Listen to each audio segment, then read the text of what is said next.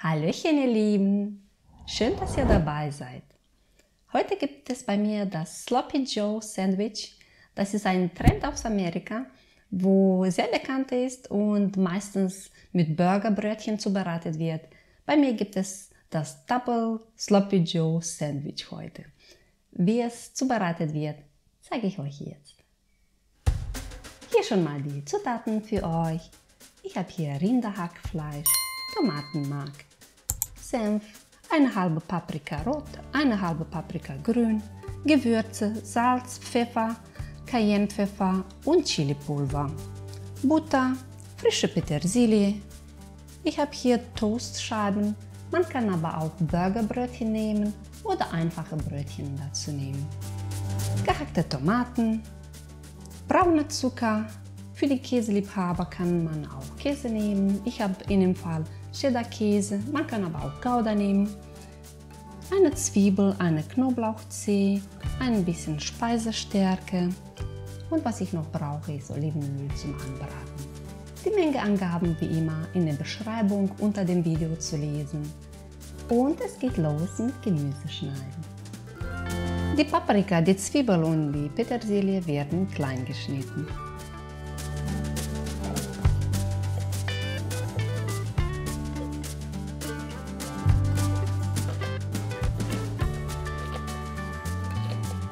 Ich mache jetzt am Herd weiter. Als erstes brate ich dann die Toastscheiben in Butter, sodass die knusprig werden. In der Pfanne gebe ich dann Butter rein. Wenn die Butter dann geschmolzen ist, dann kommt die Toastscheibe rein. Dann gucke ich einmal, wenn das goldenbraun ist, dann drehe ich das.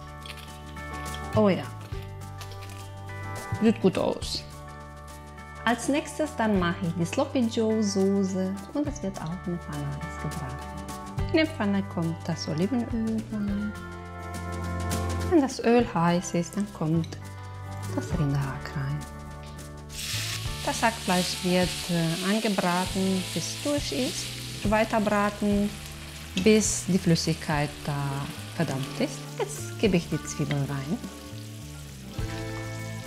und auch die Paprikastücke. Salz, Pfeffer, Cayennepfeffer und Chilipulver kommt auch alles hier rein. Gut vermengen und lasse ich anbraten, bis die Zwiebel glasig wird.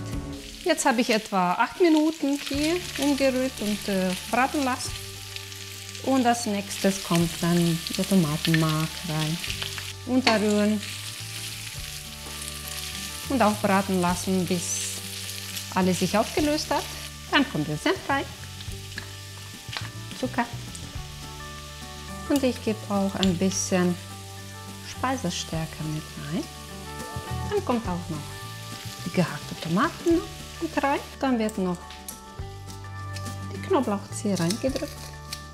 Und jetzt kommt auch noch die Petersilie oben drauf. Für meinen Double Sloppy Joe kommt jetzt Käse noch oben drauf. So, hier ist für die Käseliebhaber und hier für diejenigen, die keinen Käse mögen. Kommt der Deckel noch oben drauf und dann lasse ich, bis der Käse dann schön schmilzt. Jetzt ist er soweit. Jetzt wird das Double Sloppy Joe Sandwich kreiert. So ein langer Name. So, jetzt versuche ich das so komplett. Den Käse ab und dann hier drauf. So. Vielleicht noch ein bisschen so rechts und links. Ja.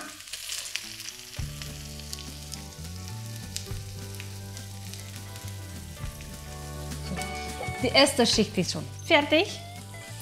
Jetzt kommt die zweite Schicht.